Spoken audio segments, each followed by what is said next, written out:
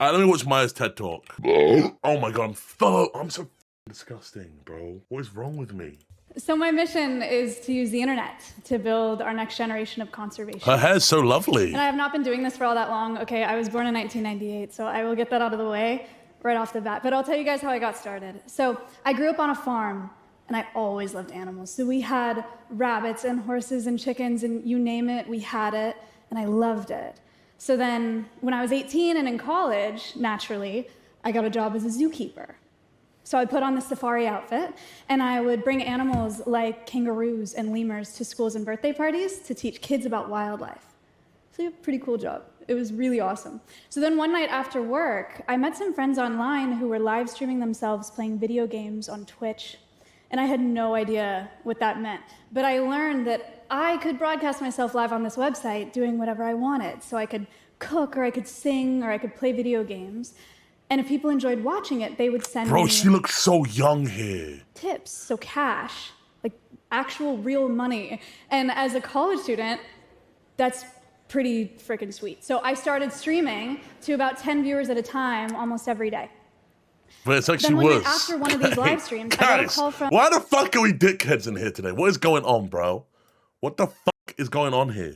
...from a zookeeper friend about this red-tailed hawk who had been hit by a car and he needed help. So we brought Bean, that's what we called him, home to my college house, and I started to rehabilitate him in my backyard. So then one night I'm live streaming, I'm cooking, I'm talking about this new hawk in my backyard. Bro, and one of my viewers didn't believe me. They didn't believe that I had a bird in my backyard.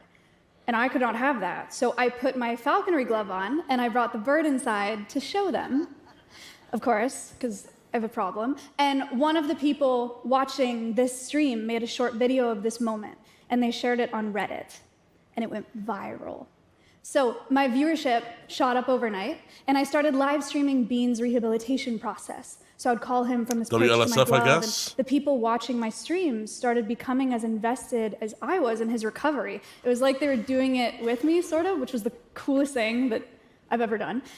And then eventually, because I was reaching so many people with Bean's story, the zoo that I worked at started allowing me to bring animals like cockatoos and reptiles home to present on my live stream. So suddenly, somehow, I had turned this zoo outreach job that I had into a work-from-home situation, right? Which is awesome. But instead of reaching... Bro, listen, the crowd is eating that shit up, bro. ...kids at a time in a classroom, I was reaching thousands of people at a time, all over the world. So this was when it really clicked for me, right? I wanted to for 28 months. Do this for the rest of my life, but I wanted to do it at a much, much larger scale. So then 2 years later, at 22 years old, I came up with a plan. Oh my God, and bro. the vision was to build an animal sanctuary that nobody visits, or at least not in person. So, bro, I remember watching the fundraising stream for this when I was fucking back in the UK. I remember I was like, I'm donating my $50, bro. I want to get on the little tree. I want to get my leaf on the gold tree, bro. And it's still there today. I remember I took a picture of it the last time I went there, bro. My name's on that little gold tree, bro. We would rescue animals and build huge animal enclosures, and we would live stream conservation education programs online so people could fall in love with our animals the way that they fell in love with Bean, that bird. Our animals would be able to reach millions and millions of people without having to meet a single one of them in person.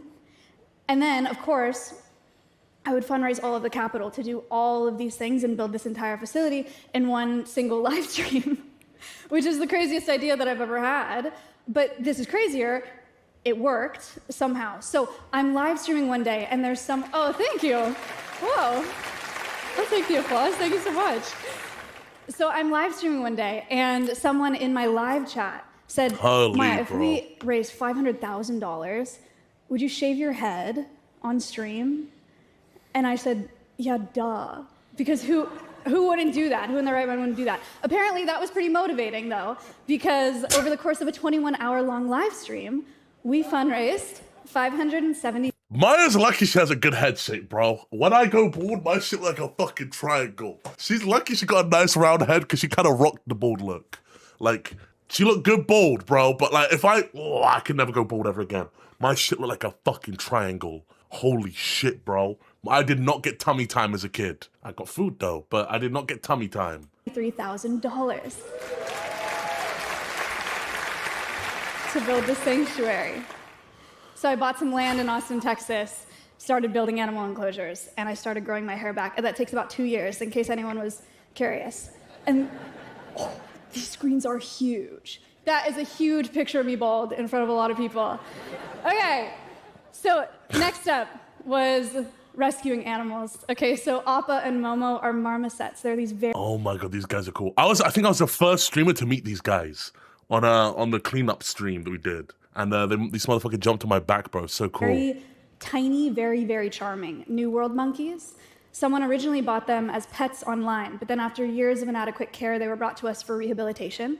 So they now live at Alveus to help teach people about the exploitation of primates in the pet trade and about the importance of conserving their rainforest habitats too. They also have a little iPad to play games on now. That's very, sick. very cute. iPad kids, Finn bro. is an American red fox who was confiscated from the illegal pet trade in California. So he and his best friend Reed now live at Alveus to help teach people about the nightmare that is the fur trade, helping to build a new generation of fur-free consumers. Then there's Winnie. Winnie. She's a cow. She was rescued from a beef operation in Oklahoma. She lives at Alveus to help teach people about commercial agriculture and how it impacts animal welfare and our planet. One way that viewers can support the sanctuary is by feeding Winnie treats. So a $5 donation made online results in treats being dispensed via this automated feeder. To date, that treat feeder has generated over $38,000 What? in funding for the sanctuary. Isn't that crazy? 38K, bro. That's a lot of treats. She's a very happy cow. She's a big cow. Since 2019, through live streaming, I have raised over $7.5 million for conservation causes across the globe.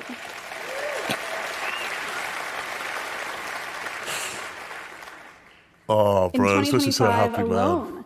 we reached over 250 million people with conservation education online. It's over 10 million classrooms, just like the ones that I was bringing zoo animals to in college, just in the last year.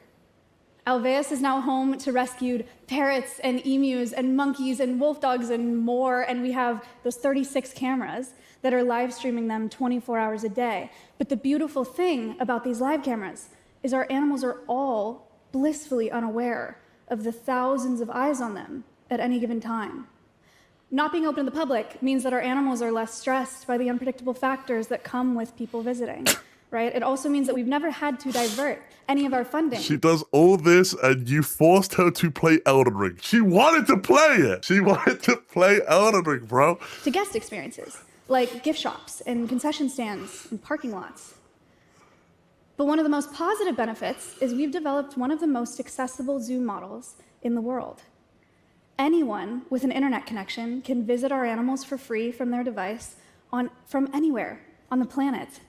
And they So do. fucking awesome, bro. Our online demographic, our online community, they range from about 17 to 28 years old.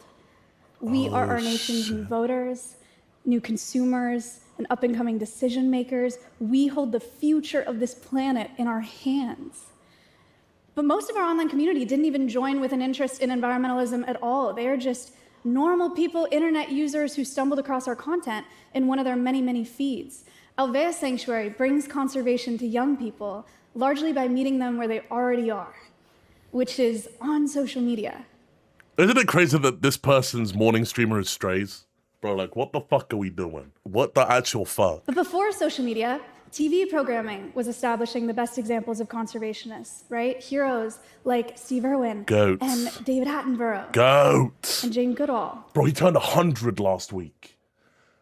He turned bro, the world is gonna be so fucking sad when he dies. He turned 100 last week, bro. These are obviously some of my personal heroes, probably some of yours as well, as they should be. These guys rock, right? But for most of us, it can be really hard to see ourselves in such legends. It leaves us feeling like that work is just a far-off dream that only other people achieve. But at Alveus, that dream doesn't feel so far off. Aww. For our viewers, Alveus is a dream that I one love of them push achieved pop. from within a space that they're already a part of. And they get to be a part of it all live.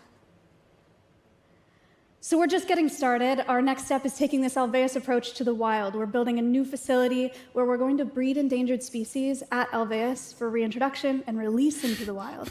We're starting with the recovery of critically... Bro, they made Connor look cunty. Holy, bro. Bro, they made him look nice. We're starting with the recovery of critically endangered wolves. Our sincere hope is that people will fall in love with these wolves the way that they fell in love with Bean, that bird from college. We hope that they'll care really deeply about these individuals and then, in turn, about the wild places that we return them to. Millions and millions and millions and millions and millions of brand new conservationists fighting for wildlife and wild places, all doing it from their homes. So my mission is to use the internet to build our next generation of conservationists. And I think it's working.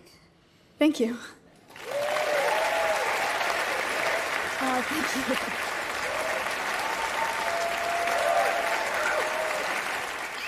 Oh, fucking beautiful, bro. Actually beautiful. So good, man. 262,000. Well, meanwhile, you sit on your fat ass watching a guy talk for 30 minutes about his girl getting plowed by other dudes. Hey, bro. Listen. Maya can handle the conservation stuff, okay? She's doing fucking amazing, okay? There's other niches I gotta fit, bro. What about the people that want that shit? I need to fit that box, bro. I'm here for you guys, okay? You know what I'm saying? Hey, you know what I'm saying, bro? If I was to go do that, who would do this? Facts. Let's all take a moment to thank the skeptical chatter who doubted Bean's existence. Yeah, that's crazy. Man, 262,000 views. Bro, she definitely got to talk to the right people, though. I think a ticket to go to the TED Talk was like over $10,000. So if you are paying to go to a TED Talk, you have money to invest, bro, or some shit. So she was talking to the good fucking people. Like, she was talking to them rich people that just want to give money to like shit like this. So I really hope this just puts more money into Alveus, because I know they're doing crazy things over there, bro. It's so cool to be a part of this, you know what I mean? And like, everyone who watches Alveus Sanctuary or like watches their streamer go there, you're a part of it as well, bro. It feels insane. Like, I mean, like, everyone, bro. You're not just it matters, because even if you just fucking watch Alveus Sanctuary on Twitch for like fucking 10 minutes, hey, I think it's max ads over there, bro. Like, you are directly just funding. You're directly funding this shit. Like, all the money from this shit just goes straight to it, bro. You're a small piece of the puzzle. You know what I'm saying? It's so fucking cool. Your analysis. I'm gonna say hello. Hello. We've got. Oh, I'm spying hardcore. I got this. This is Connor behind the camera for sure. Drop 50 gifted. I don't think they have gifted here. Zoil. Hello, Zoil. Bro, I don't have my PayPal set up. Otherwise, I would. Chat, I would donate, but I don't have my PayPal set up. Oh, a lot of good stuff. Like, I actually would, bro. Let's go in. Sorry. I'm so disgusting. Let me know if you hate me. Chat. Make sure to show yo at a random chatter with a 4 love. Facts. As we are aware, Zoil does not give love back to his viewers. Yes, I do. This is a $67 million donation. Yours sincerely, Zoil. Pixel from Zoil. Moist Biscuits.